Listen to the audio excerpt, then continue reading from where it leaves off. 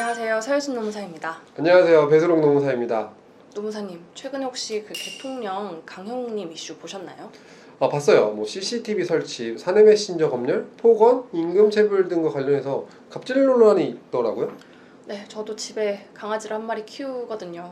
대박이 누나로서 좀 적잖은 충격을 받았습니다. 대박이 잘 있나요? 아직 강혜웅님이 실제로 그런 행동을 했다는 것이 확인된 건 아닌데요. 자플래닛에 적혀져 있는 기업 리뷰나 과거에 근무했던 분들의 주장밖에 없는 상황이긴 합니다. 그래도 우리가 기존에 알고 있는 그런 이미지와는 좀 다른 모습이어서 저도 상당히 놀라긴 했어요.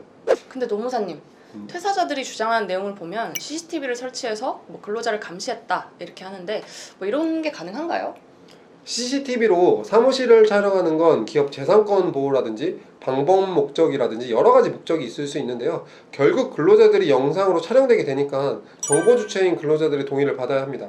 동의를 받지 않고 설치했다면 개인정보보호법 위반으로 과징금이 부과될 수 있습니다.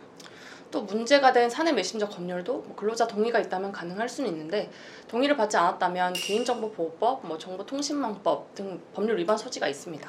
사실 법률 위반 여부와는 별개로 근로자들은 사용자에 비해 상대적으로 불리한 지위에 있을 수밖에 없는 경우가 많아서 CCTV, 메신저와 관련한 동의를 요청하는 경우에 거부하기 참 어려울 것 같다는 생각이 있어요.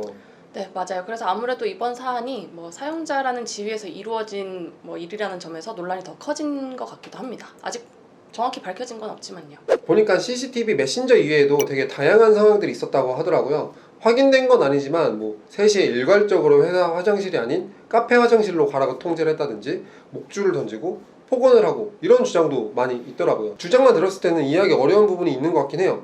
네, 말씀하신 것들이 다 사실이라면 계속적으로 다니기는 좀 힘들 것 같긴 하네요. 그럼 이런 행위는 법으로 처벌받을 수 있을까요, 노무사님? 일단 폭언만 하더라도 직장 내 괴롭힘에 해당할 수 있을 것 같습니다. 근로기준법에서는 사용자가 직장 내 괴롭힘을 하는 경우에는 직원들 사이에서 발생한 직장 내 괴롭힘과는 다르게 1천만 원 이하의 과태료를 부과하고 있습니다. 사용자가 한다는 점에서 더 직접적으로 규제를 하고 있어요.